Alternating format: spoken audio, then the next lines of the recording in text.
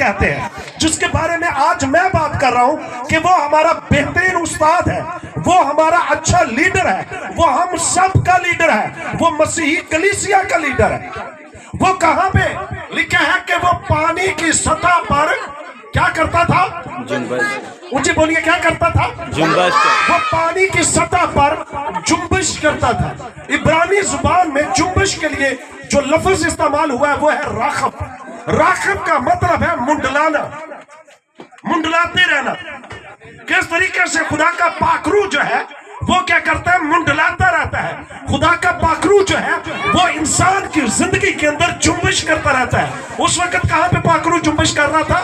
पानियों के ऊपर। और आज देखिए खुदा का पाखरू कहां पे मुंडला रहा है। आज देखिए खुदा का पाखरू जो है वो कहां पे जुम्बिश कर रहा है। देखिए जरा, वही पाखरू है जिसने बनी इस्राएल कौम को निकलने में मदद दी। जब बनी इस्राएल कौम निकल रही थी तो लिखे वो सफर कर रहे थे, तो वो दिन को बादल और रात को आग का सतून बनकर उनके लिए उनके ऊपर मुंडलाता रहता था। साया बनकर, बादल बनकर उनके ऊपर जो था वो मुंडलाता रहता था।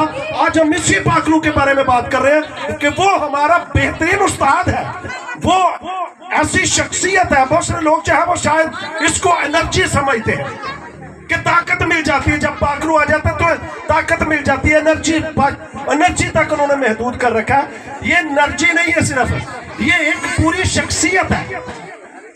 अब पाखरू जो है वो रंजीदा भी होता है। रंजीदा के लिए जो बाइबल मुकद्दस में इब्रानी जुबान में लफ्ज इस्तेमाल हुआ है वो है लुपोयो। लुपोयो का मतलब है कि जिस तरीके से दर्द-ए के साथ एक औरत जो है बच्चे को जन्म देते हुए चलाती है, उसी तरीके से पाखरू जो है वो रंजीदा होता है। आप उसे बेइज्जत कर सकते हैं, आप उसे रंजीदा कर सकते हैं, आप उसे झूठ बोल सकते हैं। इसलिए याद रखिए कि पाखरू जो है वो एक शख्सियत है। पाखरू जो है वो एनर्जी नहीं है। पाखरू जब आता है तो वो जिंदगियों में काम करता है, और पाखरू जो है वो लोगों को भुलाता है। इसलिए बाइबल मुकद्दस से जब हम अमाल की किताब को पढ़ते हैं तो वहां पे पाखरू ने क्या कहा?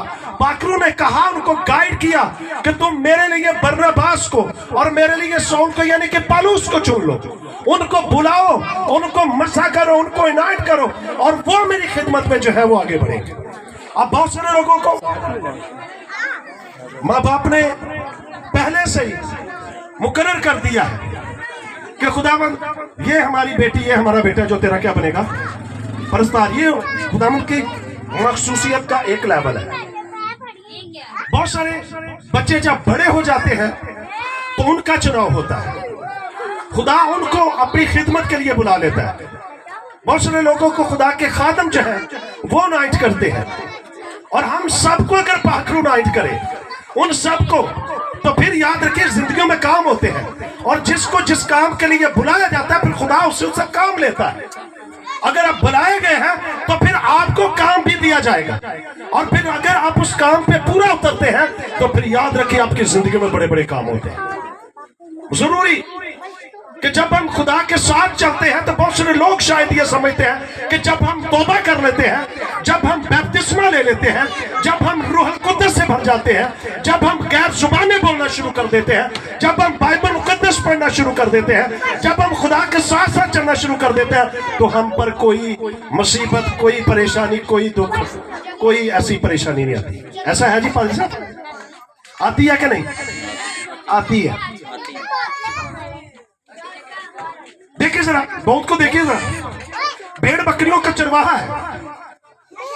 उस वक्त कोई उसका दुश्मन था? भेड़ बकरियों का चराने वाला का कोई दुश्मन था? नहीं था। लेकिन जब उसकी जिंदगी में खुदा आ गया, जब वो अनॉइंट हो गया, जब शमूएल ने उसे अनॉइंट किया, तो उसके बाद उसकी जिंदगी के अंदर प्रॉब्लम जो थी वो क्रिएट होना शुरू हो गई। फिर मुसीबतें बढ़ी, फिर दुख बढ़े, फिर दुश्मन बढ़े। और याद रखिए बाइबल मुकद्दस बयान करती है कि आपके दुश्मन जो है वो आपके घर ही के लोग होंगे। आप इस खुशफहमी से निकल जाइए कि आप जब यीशु के साथ होते हैं तो परेशानियां तब भी आती हैं। आप जब यीशु के साथ होते हैं तो हालात आते हैं। बाइबल मुकद्दस में जब हम पढ़ते हैं यीशु मसीह क्या कश्ती के अंदर सवार नहीं थे? जब शागिर्द भी सवार थे। जब तूफान आया, आंधी आई थी कि नहीं आंधी? आई थी। तूफान आया कि नहीं? आया। बादल गरजे कि नहीं? समुंदर का जो पानी था, उस झील का पानी जो था वो तुलातम जोर से बह रहा था, हवाएं जो थी मुखालिफ थी। तो यीशु मसीह उसी कश्ती के अंदर सवार थे। तूफान फिर भी आया, आंधी फिर भी आई, परेशान हो गए, कहने लगे साहब हम तो मरे जा रहे हैं, तू आराम से सो रहा है, उठ और हमारे लिए कुछ कर। याद रखिए कि अगर यीशु आपकी जिंदगी के अंदर है तो भी परेशानी आएगी, लेकिन याद रखिए खुदा के लोग जो है, खुदा उनको हालात के रहमो करम पर नहीं रहने देता। खुदा के लोगों के लिए हालात जो है वो उनके कदमों में आ जाते हैं, ना कि वो हालात के रहमो करम पर होते हैं। खुदा के लोगों के लिए हालात जो है उनकी मुट्ठी में आ जाते हैं, हालात आपके ताबिया हो जाएंगे। अगर आप खुदा के साथ नहीं है, अगर आपकी जिंदगी में रूहुल कुद्दस नहीं है, अगर पाखरू जो है वो आपकी जिंदगी के अंदर मुंडला नहीं रहा, अगर पाखरू आपकी जिंदगी के अंदर जुम्बश नहीं कर रहा, तो फिर सोचने वाली बात है। बाइबल मुकद्दस में देखिए जरा, अगर पाखरू पानी की सतह पर लिखा है कि जुम्बश कर रहा है, तो क्या आज वो पाखरू आपकी जिंदगी के अंदर जुम्बश कर रहा है? वो पाखरू आपके आंसुओं पर जुम्बश कर रहा है? क्या पाखरू आपके चर्च के अंदर जुम्बश कर रहा है? क्या वो पाखरू जो है वो आपकी कलीसिया के अंदर, आपके चर्च के अंदर, आपके घर के अंदर, आपकी जिंदगी के अंदर जो है वो जुम्बश कर रहा है? लिखा कि यीशु मसीह ने जब पानी का बपतिस्मा लिया तो लिखा वो रूहुल कुद्दस से भरा हुआ जो था वो लौटा, यानी कि वो पाखरू जो था वो जुम्बश कर रहा था यीशु मसीह के ऊपर। और इसी तरीके से जब मुकद्दसा मरियम के पास कलाम पहुंचा, फरिश्ता कलाम लेकर गया, तो उसने उस कलाम को कबूल कर लिया। देखिए जरा उस मुकद्दसा मरियम को, उसकी जगह पर अपने आप को हरा कर देखिए। वो एक कुंवारी है, उसकी जिंदगी में क्या होगा? उसकी वो अंगेज हो चुकी थी, उसकी मंगनी हो चुकी थी। और आप देखिए जरा, एक कुंवारी लड़की अगर उसका पता चल जाए कि वो प्रेग्नेंट है, तो मुआशरे में उसकी इज्जत क्या होगी, लोगों में उसकी इज्जत क्या होगी, उसके हस्बैंड के सामने जो के जिसके साथ मंगनी हुई है उसके साथ तो उसकी इज्जत क्या होगी, उसके घर वाले क्या सोचते होंगे। लेकिन उन सारी चीजों को उसने एक तरफ रखा, उसने कहा खुदावन तेरे कौल के मुआफिक हो कि मैं ये सब कुछ सहने के लिए तैयार हूं, मैं लोगों की जुबान सुनने के लिए तैयार हूं, मैं हालात के लिए खड़ी हूं, मैं इन सारी चीजों का मुकाबला करने के लिए, जवाब देने के लिए तैयार हूं। तेरा मकसद मेरी जिंदगी में पूरा हो।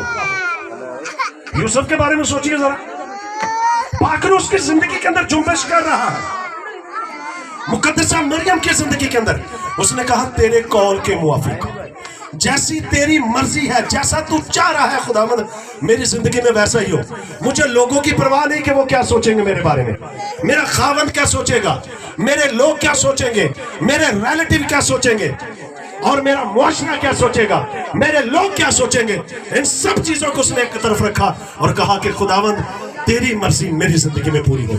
बिल्कुल याद रखिए, अगर आप अपने चर्च के पासबान हैं, अगर आप चर्च के लीडर हैं, तो फिर बहुत सारी बातें आपको सुननी पड़ती है, सहनी पड़ती है। आप खामोशी से भी चल सकते हैं, आपको बहुत सारी जगहों पे जवाब देना पड़ता है, बहुत सारी जगहों पे आप खामोश हो जाते हैं, ताकि आपकी जिंदगी के अंदर रूहुल कुद्दस जो है वो काम कर सके और आप जो है वो उसे मौका दे सके कि वो मेरी जिंदगी में काम करे। इसे याद रखिए कि रूहुल कुद्दस जो है वो सिर्फ एक एनर्जी नहीं है, बल्कि एक शख्सियत है। बच्चों भाईजान आपकी बड़ी मेहरबानी है, जरा बच्चों जरा बाहर जाके जरा आप जरा इनको थोड़ा सा साइड पे करें जरा।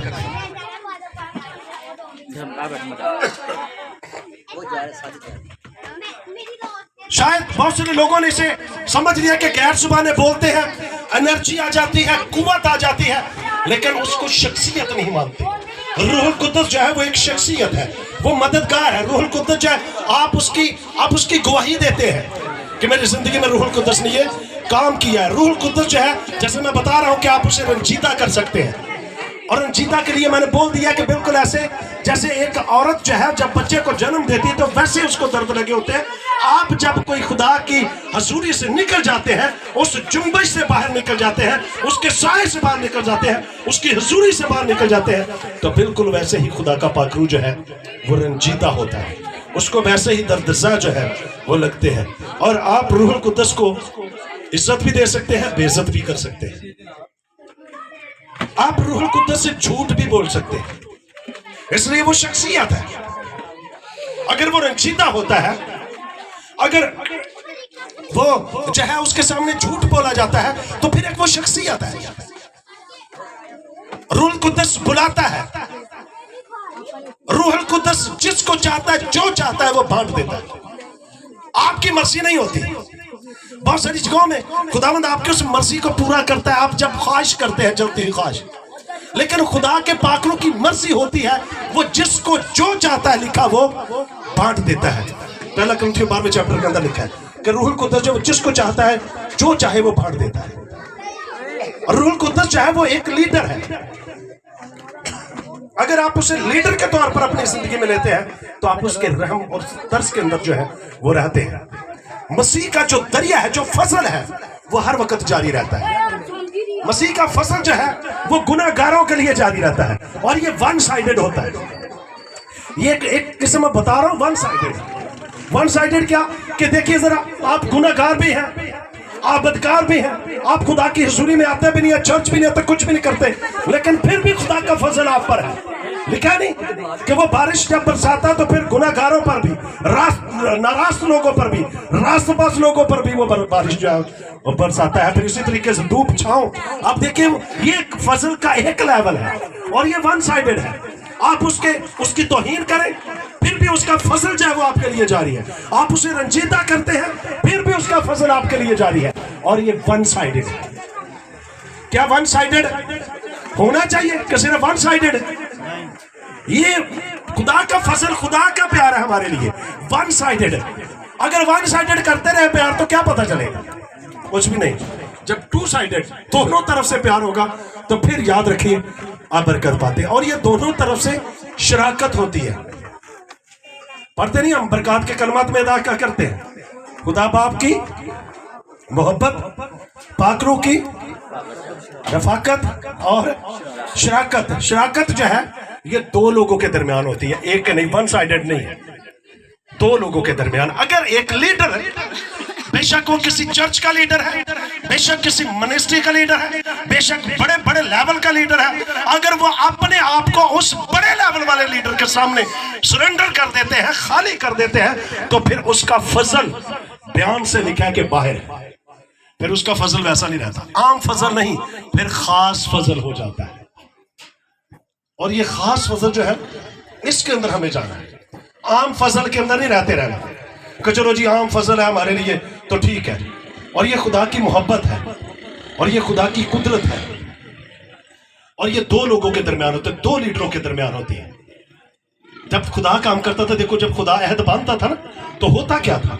जरा पुराने अहदनामा को पढ़कर देखिए, तो खुदा ने मूसा को कहा था, मूसा को भी कहा, और फिर खुदा ने इसी तरीके से अब्राहम को भी कहा।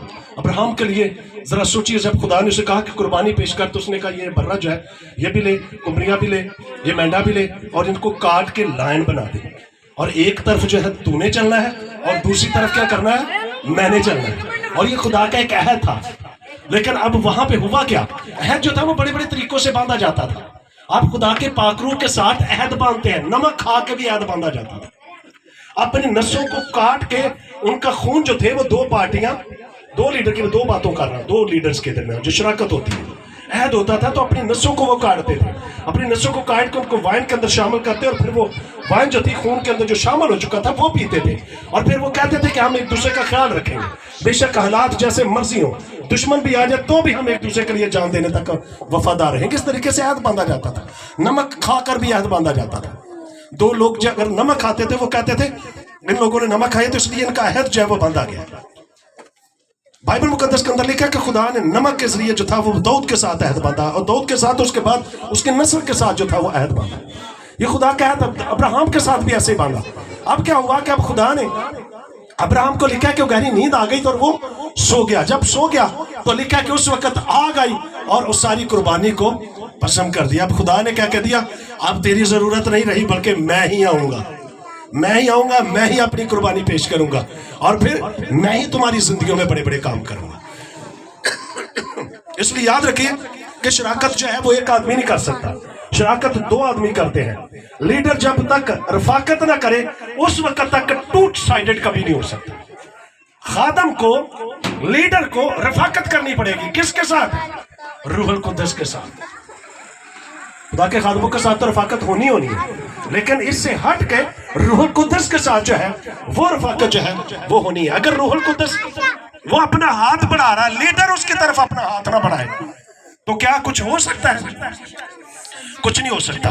फिर आपकी जिंदगी में काम नहीं हो सकता। रूहुल कुद्दस जो है वो हाथ बढ़ा रहा है, वो अपना हाथ आपकी तरफ बढ़ाए हुए है, आप उसकी तरफ अपना हाथ ही नहीं बढ़ाते, तो आपकी जिंदगी में कैसे फिर रूहुल कुद्दस जो है वो काम करेगा? खुदा का बंदा, जब हम यशायाह नबी के सहीफे को पढ़ते हैं उसका 50वां बाब, तो उसकी 4थी आयत को तो लिखा है, खुदावंद खुदा ने मुझको शागिर्द की जुबान बख्शी। किसकी जुबान बख्शी? शागिर्द की। आप सीख सकते हैं, बड़े से छोटे से सबसे सीख सकते हैं। शागिर्दों से भी सीखा जाता है, बहुत सारी जगह उस्ताद भी सिखाते हैं, कई दफा भी शागिर्दों से भी सीखा जाता है। कुछ अच्छी बात कर देते हैं, पूरा आपका लेक्चर तैयार हो जाता है, पूरा आवाज तैयार हो जाता है। लेकिन होता क्या है कि आप, खुदा के पाकरू ने आपकी तरफ हाथ बढ़ाया और आपने भी क्या कर दिया? अपना हाथ बढ़ा दिया, और फिर पाकरू ने क्या किया? आपके हाथ को पकड़ लिया और फिर आपको उठा खड़ा किया। खुदा का बंदा क्या कहता है? खुदावंद खुदा ने मुझको शागिर्द की जुबान बख्शी ताकि मैं जानूं कि कलाम के वसीला से किस तरह थके मांदे की मदद करूं। कलाम के वसीला से अगर आप शागिर्द बनकर उसके सामने चले जाते हैं, वो आपका मददगार होता है, वो आपका लीडर होता है, आप उससे सीखते रहते हैं, वो आपका बेहतरीन उस्ताद है, वो वकील है ऐसा जो आपके लिए मुकदमा लड़ता है। पाकरू लिखा है कि शफायत करता है वो मेरी और आपकी। इसलिए उसकी हजूरी में बेशक आप बड़े से बड़े लीडर हैं, बड़े से बड़े खादम हैं आपके, बेशक पूरे पाकिस्तान के अंदर, पूरी दुनिया के अंदर चर्चेस भी हैं, तो भी जब तक आप उस लीडर की रहनुमाई में नहीं आएंगे जो कि पाकरू है, उस वक्त तक आपकी जिंदगी के अंदर कोई भेद नहीं खुलेगा, कोई काम नहीं होगा। लिखा है वो मुझे हर सुबह जगाता है और मेरा कान लगाता है ताकि शागिर्दों की तरह सुनो। इसका मतलब क्या है कि एक इस दुनिया के अंदर जो लीडर है वो क्या करता है? रूहुल कुद्दस से, वो जो बेहतरीन मददगार है, वो जो उस्ताद है, वो जो लीडर है, उससे क्या करता है? अपने कान लगाता है, और वो जो कलाम है वो आपके कानों तक पहुंचता है, आप उसे अपनी जिंदगी के अंदर लेते हैं, और फिर वो कलाम जो आपने सुन रखा है उस लीडर से फिर एक लीडर जो है वो डिलीवर करता है चर्चेस के अंदर, कलीसिया के अंदर और बड़े मजमा के अंदर। ठीक है, वो मुझे क्या करता है? हर सुबह जगाता है, हर सुबह। कितने लोग हैं जो बाइबल मुकद्दस पढ़ते हैं? अच्छा, जो नहीं पढ़ते, मैं किसी को डिसाइड नहीं कर रहा, मैं कोई बात सिखाने वाला। कितने लोग जो बाइबल पढ़ सकते हैं लेकिन पढ़ते नहीं है? और किसी ने नहीं करना। खुदा आपको देख रहा है, आपकी जरूरत है। पहला ज़बूर अभी यहां पे भाई ने गाया था। पहले ज़बूर के अंदर क्या लिखा है? मुबारक है वो आदमी जो शरीरों की सलाह पर नहीं चलता, जो ठट्ठाबाजों की मजलिस में नहीं बैठता, खताकारों की राह में खड़ा नहीं होता। वो आदमी क्या है? मुबारक। आप गली मोड़ बाजारों में खड़े होकर भी वो शराकत कर सकते हैं, ठट्ठाबाजों के साथ उस बुरी महफिल के अंदर जा सकते हैं। आप जितने मर्जी अच्छे हो, रूहानी हो, आप अगर बुरी आदतों में चले जाएंगे तो आपकी आदतें भी बिगड़ जाएंगी। बुरी सोहबत के अंदर चले जाएंगे तो आपकी आदतें बिगड़ जाएंगी। सोहबतों के अंदर ख्वाहिशात है। और फिर इसके अलावा सिर्फ ये नहीं कि बहुत सारे लोग जो है वो समझते हैं कि मैं तो मोड़ में नहीं खड़ा होता, मैं तो गली में खड़ा ही नहीं होता, मैं तो किसी के घर सामने जाकर खड़ा ही नहीं होता। तो आपके पास मोबाइल है, इसमें क्या है? इंटरनेट, फेसबुक, यूट्यूब और भी बहुत सारे ऐसे ऐप्स हैं, उसमें आप बहुत सारा गलत देखते हैं। तो आप कहां पे जा रहे हैं? गलत सोबत के अंदर। आपकी जिंदगी के अंदर गुनाह आ जाएगा। आप गलत चीजें जो है, ख्वाहिशात जो है, आप उनकी जिंदगी, आपकी ख्वाहिशात जो है वो बढ़ना शुरू हो जाएगी और आप इस तरीके से भी गुनाह के साथ शामिल हो सकते हैं। लेकिन वो आदमी मुबारक नहीं है। देखिए जरा, ये किसी की जरूरत है, बड़े गौर से सुनिए। छोड़ दीजिए उन ऐप्स को, छोड़ दीजिए उन वीडियोस को, छोड़ दीजिए उन फिल्मों को, छोड़ दीजिए उन सारी चीजों को। आप बुरी सोबत के अंदर जा रहे हैं। गौर से सुनिए, जब तक लूत अब्राहम के साथ रहा, तो आप देखिए अब्राहम एक बहुत बड़ा लीडर था, उसकी रहनुमाई में रहने वाली उसकी बीवी थी, उसकी रहनुमाई में रहने वाला उसका भतीजा लूत था, और फिर उसकी बीवी, उसकी बेटियां थी, और फिर उसके नौकर भी थे। हुआ क्या? नौकरों का आपस में झगड़ा हो गया। अब अब्राहम ने क्या कहा? अब्राहम ने कहा कि अब हमें क्या होना चाहिए? अलग हो जाना चाहिए। अगर तू मशरक को जाएगा तो मैं मगरब को जाऊंगा, अगर तू शमाल को जाएगा तो मैं फिर जनूब को जाऊंगा। अब हमें अलग हो जाना चाहिए। देखिए जरा, जब आप पूरी सोहबत के अंदर चले जाते हैं, जब आप ठट्ठाबाजों की मजलिस के अंदर चले जाते हैं, जब आप ऐसे लोगों के साथ आपका मेल जोल बढ़ जाता है, तो फिर होता क्या? लूत के साथ भी ऐसा ही हुआ। उसने क्या कहा? उसने कहा शमाल की तरफ, मशरक की तरफ जो यर्दन की तराई थी, उसने देखी, उसने कहा हर तरफ हरियाली है, खूबसूरती है, बाग है, घर है, अच्छा दिख रहा है, मैं वहां पे जाऊंगा।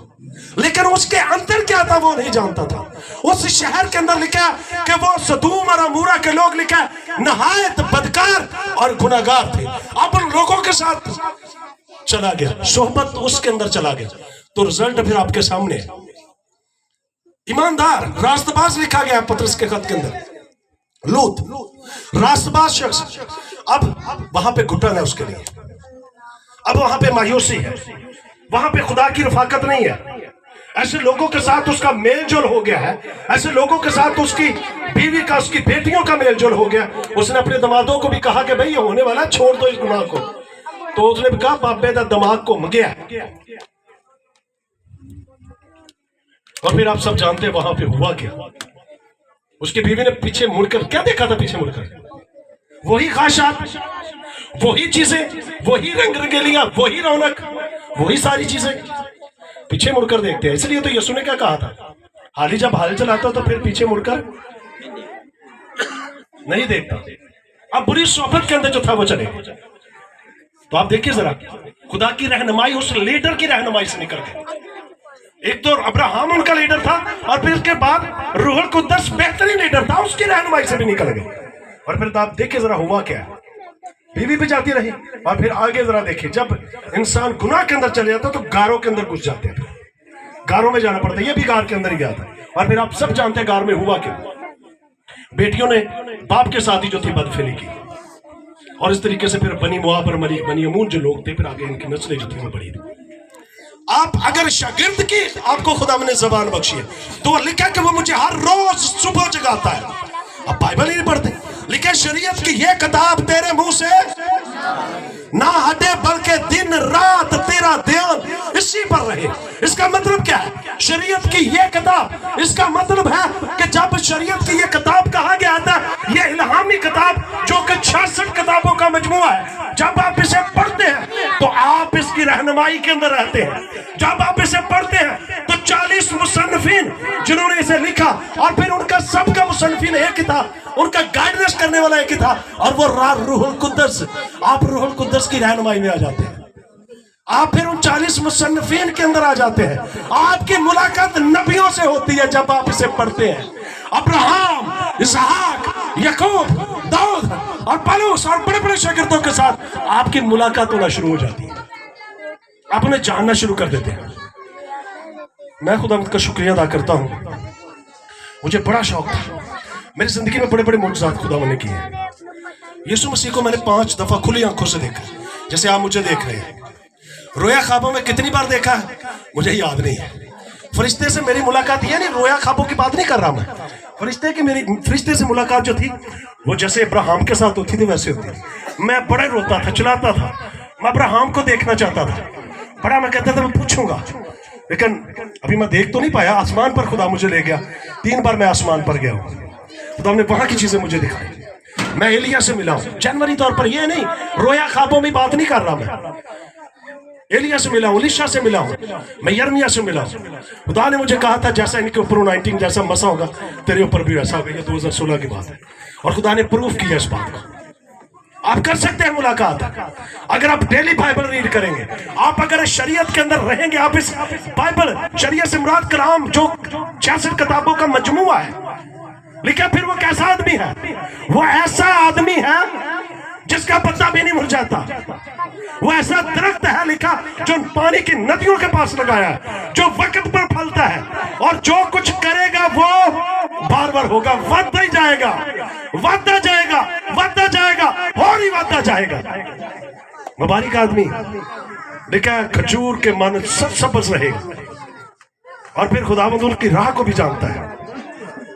बाइबल मुकद्दस पढ़ना शुरू करें, आप मुलाकात करना शुरू कर देंगे नबियों से, यीशु से, उन 40 मुसन्नफीन से, उस रहनुमाई में जो उन सबको चला रहा था, रूहुल कुद्दस। इसे याद रखिए, उसकी रहनुमाई में रहना, उसकी रफाकत में रहना। जब आप वो हाथ बढ़ाता है, आप उसके हाथ की तरफ बढ़ाते हैं, तो फिर 2 साइडेड हो जाता है। और जब 2 साइडेड होता है तो फिर खास फजल होता है। फिर आम फजल से निकल के आप खास फजल के अंदर आ जाते हैं। और फिर खास फजल खास लोगों के लिए होता है, जो उसके खून खरीदे हुए लोग हैं। याद रखिए, जब आप खिदमत के मैदान में आते हैं तो चैलेंज आपके लिए है। जब आप खिदमत करते हैं तो फिर आंधियां, तूफान और बड़ी बड़ी बातें आपके लिए आएंगी। याद रखना इन चीजों को। कोई भी खिदमत के मैदान में उतर आ जाए, वो रूह कुद्दस से भी भर जाए, फिर भी आपको बातें सुननी पड़ेगी। बहुत सारी परेशानियों से आपको गुजरना पड़ेगा। इन सब के लिए रेडी रहे, इन सब के लिए तैयार रहे। अब्राहम ने क्या कहा था? उसने कहा मैं तराई नहीं, उसने कहा अगर मैं जिधर भी जाऊंगा, अगर जमीन बंजर भी होगी तो खुदा वहां पे नदियां जारी कर देगा, खुदा वहां पे बहाली दे देगा। और फिर खुदा की जब उस रहनुमाई के अंदर, उस रहनुमा लीडर की रहनुमाई के अंदर अब्राहम जो कि लीडर था, उस लीडर की रहनुमाई में आ गया, तो फिर खुदा ने क्या कहा? खुदा ने कहा मशरक, मगरब, शमाल, जनूब, चारों तरफ कहता है मैंने तुझे और तेरे बाद तेरी नस्ल को दे दिया। हालेलुया। सब कुछ खुदा कहता है मैंने तुझे दे दिया। अब हम क्या करते हैं? अब हम भागते हैं अच्छे ओहदे की तरफ, भागते हैं प्राडो की तरफ, भागते हैं रुपए पैसे की तरफ। पैसा होना चाहिए, इस पैसे का हिसाब भी देना पैना। याद रखना, अगर तुहानू 10 घर दिते ने, तुहाडे को 10 घरां दा हिसाब लिया जाएगा। अगर 5 चर्च दिया, 5 चर्च का हिसाब लिया जाएगा। पूरी दुनिया का हिसाब नहीं लिया जाना तुहाडे। अगर आप 5 में भी वफादार नहीं है तो फिर सोचिए जरा क्या होगा।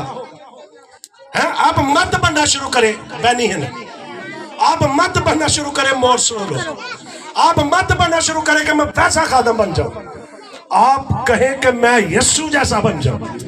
यीशु बेहतरीन उस्ताद है, बेहतरीन खादम है, बेहतरीन मददगार है, उस जैसा बनिए। हाँ, खास होती है, अच्छे खादमों को देखते हैं हम देख के हमारी जिंदगी के अंदर अच्छा लगता है कि खुदावंद हमारी जिंदगी में भी ऐसे ही काम हो। हसद नहीं करना चाहिए, खुदावंद से कह देना चाहिए खुदावंद अगर इसको बरकत दी मुझे भी दे दे।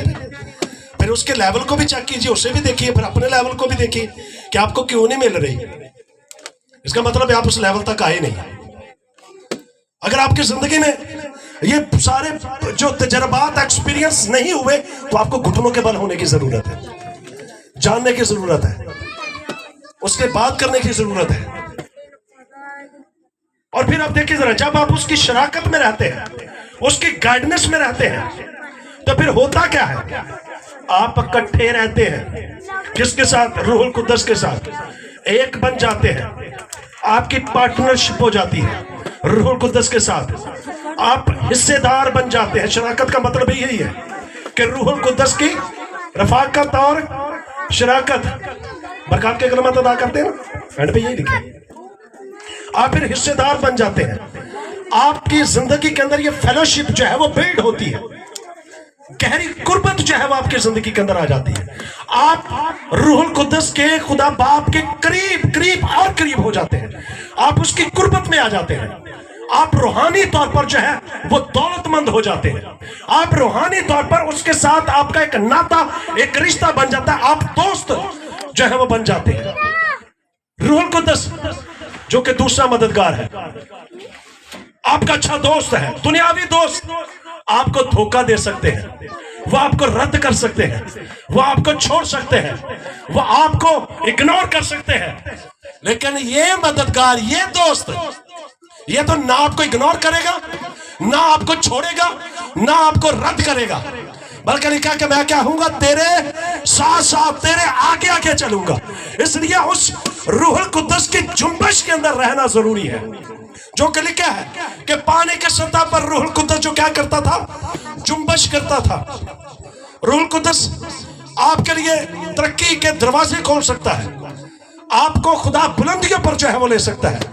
और याद रखिए कि रूहुल कुद्दस जो है वो एक शख्स है, वो जुम्बश करता है। हमें क्या करना चाहिए, क्या करना चाहिए हमें? रूहुल कुद्दस जो कि एक शख्सियत है, उससे शख्सियत जानकर उसे इज्जत, एहतराम, उसकी ताजीम जो है वो करनी चाहिए, और उसकी रफाकत के अंदर जो है वो रहना चाहिए। रूहुल कुद्दस जो है वो बहुत सेंसिटिव है, बहुत हसास है। आपकी छोटी सी, इन्होंने कहा कड़ी बहुत ही है, छोटी जी गलती है, इतना वो सेंसिटिव है कि वो नाराज हो जाता है, वो गुस्से हो जाता है। रूहुल कुद्दस आपको सही डायरेक्शन की तरफ लेकर जाएगा, सही सिमत की तरफ जो है वो लेकर जाएगा। आपको ताबेदारी करनी चाहिए। एक शख्स की हैसियत से उस रूहुल कुद्दस पर आपको भरोसा करना चाहिए, तवक्कुल करना चाहिए कि वो आपकी जिंदगी में उस भरोसे के तौर पर, आप भरोसा करते कि तो आपकी जिंदगी में काम करेगा। रूहुल कुद्दस की रहनुमाई में है, वो जो है वो रहना चाहिए। एक मैं आयत पढ़कर वाइंड अप कर दूंगा। मैं चाहता हूं कि आइए उस आयत को पढ़िए, मेरे लिए भी है, ये सीखने वाली है, आपके लिए भी है। अमाल 20वां बाब, अमाल 20वां बाब और उसकी 22वीं आयत से बड़े गौर से सुनिए। जब आप रूहुल कुद्दस की रहनुमाई में आ जाते हैं, जब आप उसे अपना दोस्त बना लेते हैं, आप उससे फेलोशिप करते हैं, आपकी रहनुमाई उसकी बेहतरीन मददगार है। जब आप उसकी रहनुमाई में आ जाते हैं तो वो आपके लिए रास्ते जो है वो खोल देता है।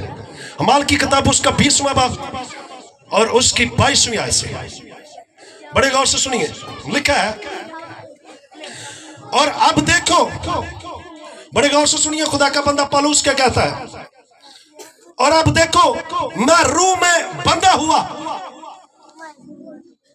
यरूशलेम को जाता हूं और ना मालूम कि वहां मुझ पर क्या गुजरे।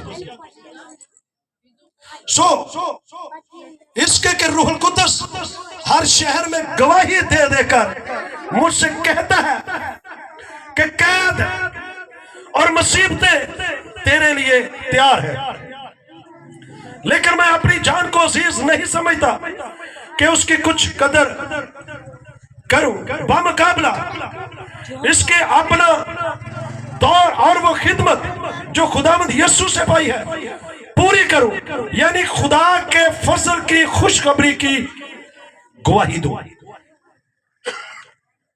वो क्या कह रहा है? कहता मैं रूहुल कुद्दस से बंधा हुआ हूं, यानी कि वो ऐसे लीडर की रहनुमाई के अंदर बंधा हुआ है कि वो चारों तरफ से घिरा हुआ है और हिल नहीं सकता, ना दाएं मुड़ता है ना बाएं मुड़ता है, यानी कि रूहुल कुद्दस ने उसे चारों तरफ से कहता बांध रखा है। इसका मतलब क्या है? अगर हम लीडर हैं, बेशक अपनी मिनिस्ट्री का लीडर है, चर्च का लीडर है, घर का लीडर है, हम सबका एक लीडर है और उसकी रहनुमाई में रहना जरूरी है। अगर उसकी रहनुमाई में रहेंगे तो फिर याद रखिए आप बरकत पर बरकत पाएंगे। आप ऐसे बन जाएंगे कि जो कुछ करेंगे बार-बार होगा, फलदार होगा। मुझे बड़ा अफसोस होता है जब अपन लोगों जाते हैं तो पता क्या कहते हैं, पाजी साहब तनखा बड़ी है, पैसे बड़े आते हैं, पता नहीं लगता किधर चल जाते हैं। होता कि नहीं? अच्छा होता ना? कितने लोगों के नाल मसला है, आते बड़े ने जाते किधर पता ही नहीं लगता। इसका मतलब अगर आपकी जिंदगी के अंदर, आपके खानदान, आपके घर के अंदर है, तो आप सही जगह पे नहीं है। सादक का थोड़ा सा माल लिखा है कि बहुत सारे दौलतमंद की दौलतों से बेहतर है। सादक का थोड़ा सा माल बार बार होगा, जो कुछ करेगा वो फलदार होगा, लिखा है। अगर मेरी बहनों भाइयों, बड़े गौर से सुनिए, तमाम मुझे देखने वाले सुनने वाले, अगर वो ये कहते हैं पैसा आंदा बड़ा, पता नहीं किधर जाना है, सही जगह ते नहीं है, सही जगह ते आ जाओ। जो तो सही जगह ते आ जाओगे तो खुदा तुम्हारे वास्ते सही करना शुरू कर देगा। फिर आप बहुत सारे लोगों को देंगे, लेंगे नहीं, ऐसा खुदा बना देगा। करना है क्या, करते नहीं है। कितने लोग चाहते हैं कि असि बिजनेसमैन बन जाइए, बताइए जरा। बिजनेस, आमीन, करना चाहिए बिजनेस। बादशाही के लिए भी बिजनेस करना चाहिए कि नहीं? हाँ जी, ये किसी की जरूरत है, ये प्रोफेटिक है, बड़े गौर से सुन लीजिए। अगर आप सेविंग नहीं करते, सेव करना शुरू करें। बहुत सारे लोगों की सेविंग पता कैसे होती है? 50,000 सैलरी है, अब सेविंग कैसे करेंगे? पहला स्कूल दा रेंट, स्कूल दे सारे अखराजात, राशन, सारा कुछ कर करा के जो कुछ बचता है ना, तो कहते ने इनू हुण की करिए, तो 500 बचे है, ये तो 200 बचे है, तो 1000 बचे है, ये असी किस तरह करिए सेविंग? मैं आपको एक बात बताता हूँ। मैंने अपनी जिंदगी पे अप्लाई किया और फिर मुझे खुशी हुई। अब मुझे उसका नाम नहीं पता, दुनिया का जो दूसरे नंबर पर अमीर तरीन शख्स है, वो उसकी एक हिडन लिखा हुआ था उसने एक बात कि आप जब सेविंग करते हैं ना, तो सबसे पहले सेव करें और बाकी जो बचता है ना, उससे फिर अपना गुजारा करें, उससे फिर करेंगे तो फिर ठीक होगा। बिजनेस के लिए भी बिल्कुल ऐसा ही है, और खुदा की बादशाही का जो बिजनेस है वो भी ऐसा ही है। वो कैसा है? आपकी सैलरी 50,000 है, तो फिर बनती कितनी है खुदा की? बोलिए जरा, कितनी बनती है? 5,000 ना ही हार्ट अटैक। 5,000 हम चर्च च जाए, पाजी साहब आगे रोल 5,000 देना पड़ेगा। तो कईयां दा की सिस्टम होंदा है, वो उन्होंने दे पैसों के विचों ही अपने भी सिस्टम चलाई आते हैं। बहुत सारे खादम नहीं, उन्होंने कहते कही देना, लो जी पाजी साहब ऐ तुसी हदिया उदिया इकट्ठा करना सारे वास्ते, ते कोई 2 देगा लानियां ने, उन्हें उन्होंने विच सैट करना, उन्हें आप नहीं 1 रुपया भी पाना। खुदा का बंदा, ये किसी की जरूरत है, प्रोफेटिक है। अगर ऐसा करते तो गलत करते। दाऊद कहता मैं ऐसी कुर्बानी नहीं पेश करूंगा जिसमें मेरा कुछ खर्च ना हो। बिजनेस करना है तो फिर सबसे पहले खुदा की बादशाही के लिए बिजनेस करें। जो कुछ खुदा आपको देता है उसका 10% खुदा की जोड़ी में पहले बोना शुरू करें, और बाकी जो 90% बचता है ना, वो अभी कहें खुदावंद ये भी मेरा नहीं है, मुझे फजल बख्श के मैं सही जगह पे से इस्तेमाल कर सकूं।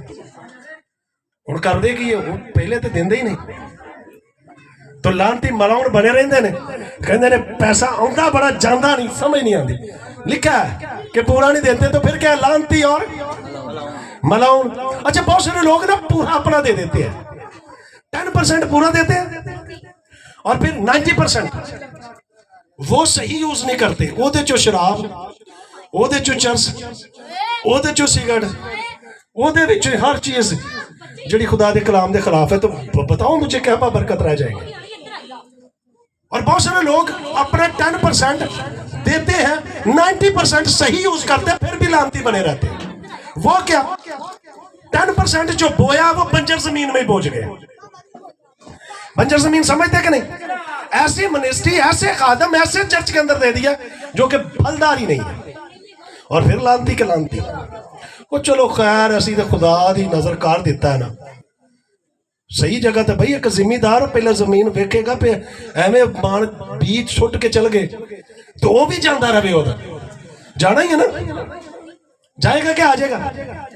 तो जो जरखेज जमीन, अच्छी जमीन, उथे बीज बोया होगा, तो फिर जो जाएगा तो फिर फसल कटेगा। लिखा है मजदूर अपनी मजदूरी सुराखदार थैली के अंदर जमा करता है।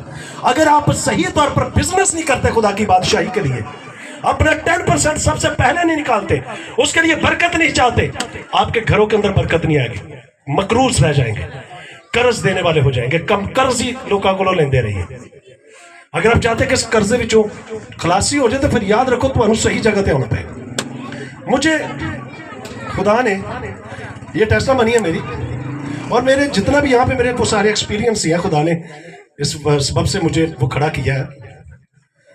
2004 में यहाँ पे मैं कई दफा टेस्टामनी देता हूँ, लोगों के लिए, आपके लिए भी। डॉक्टर मैरा लिखे है तो मैं भी इस क्रूसेड में था।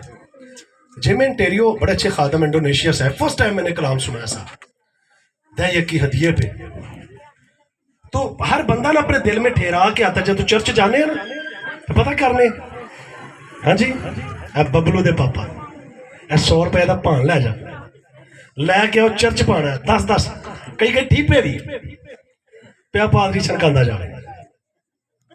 हाँ जी, और मैं भी ऐसे ही गया था। मैंने कहा हर मीटिंग में मैं ना 50 रुपए दूंगा। वो 2-4-5 बातें होती थी, मैंने कहा 50 रुपए दूंगा। 2004 की बात है, मेरे पर्स में मेरे ख्याल 1300 रुपया था। अब मैंने वो 50 अपने निकाल के रखे थे, मैं कहा देना है ये, हर इबादत है 50-50 रुपए था, क्योंकि मैंने हफ्ता यहाँ पे रहना भी है। तो मैंने कहा चलो ठीक है। अब हुआ कि ये मेरे लिए फर्स्ट एक्सपीरियंस था मेरे लिए। उस वक्त मेरी खिदमत के कोई 8 साल होंगे। तो अब खुदा के खादम ने जब कलाम सुनाना शुरू किया, उसने कहा वो जो आप दिल में ठहरा के है ना वो ना निकालना। अगर आप 100 ठहरा के है तो खुदा कह रहा है 20 डालो तो 20 डालो। अगर आप 100 ठहरा के खुदा कहता 1000 डालो, 1000 डालो तो 1000 ही डालना है। तो मैं कहा चलो ठीक है, 50 तो खुदा पीछे ही आएगा ना, 20-30 थे। अब खुदा ने मुझे कहा कि तू ना अपना पर्स ही खाली कर दे, और ये मेरे लिए बिल्कुल नया था। मैंने क्या करना शुरू कर दिया, मैं क्या तो शैतान दी काम है, मैं शैतान चिड़की जावा, निकल जाइए यसू दे नाम ते परा, मेरी जिंदगी जो मेरे कोलों भी तो पर्स कोलों भी परा चल जा। उधरों टोकरी भी लागे लग गया, उधरों मेरा भी दिल दिल थक थक बजे कि पर्स खाली करना पैना। मैं लाइफ से कभी पर्स खाली नहीं किया। हुआ क्या, मैं सोच रहा था कि मैंने वापस जाना अपने घर। मैं खुदा से अपना एक बात कर रहा था, खुदावंद चलो ठीक है 50 कहे ने 500 पा देना, 500 करता 600 700 1000 तक, फिर 1200। मैं क्या खुदावंद 100 रहने दे, मैं वापस जाना अपने घर। इतने मैं किदों को मंगदा फिरांगा, किनों मैं कहांगा मेरी इंसल्ट है, मैं की करांगा, मेरे को मेरा दोस्त मिल गया कोई, मैं की करांगा। और उस वक्त खुदा के खादम ने एक वर्स बोली थी, उस वर्स ने मुझे छुआ, इस कलाम ने, मैं तेरी आमदराफ्त में तेरी मदद करूंगा। और जब मैंने ये सुना मैंने रोना शुरू कर दिया। मैंने कहा खुदावंद तूने मेरे लिए बोला, खुदावंद तू मुझे माफ कर दे। मैं उस वक्त से पाखरू को रंजीदा कर रहा हूँ, झिड़क रहा हूँ बदरूहों को समझ के। तो खुदावंद तूने कहा मैं पर्स ही खाली कर दूंगा, मैं पर्स ही खाली कर दिया। बड़ा खुश, लाइफ में फर्स्ट टाइम मैं खुश हुआ अपना पर्स खाली करके। ना खादमों ने हमें सिखाया, ना हमने सीखा, ना हमने अमल किया, ना हमने किया ही, ना हमने प्रैक्टिकली किया। हुआ क्या, अब मैं ना खाना खा रहा था दोपहर का, तो छोटा सा दरख्त तो वहां पे बैक साइड करके तो मैं खाना खा रहा था। मैंने कहा कोई मुझे देख ना ले। एक फैमिली लाहौर से थी, तो खुदा ने मेरे वसीला से उनकी जिंदगी में बड़े काम किए। वो दोनों बहन भाई, उन्होंने मुझे देखकर कहते पास्टर बाबर आप।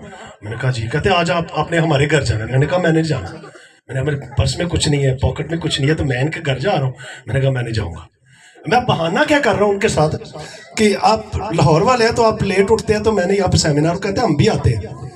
यकीन माने खुदा ने उसी दिन खुदा ने मेरी जिंदगी में इस बात को जाहिर कर दिया कि जो कुछ तू करेगा वो बार बार होगा।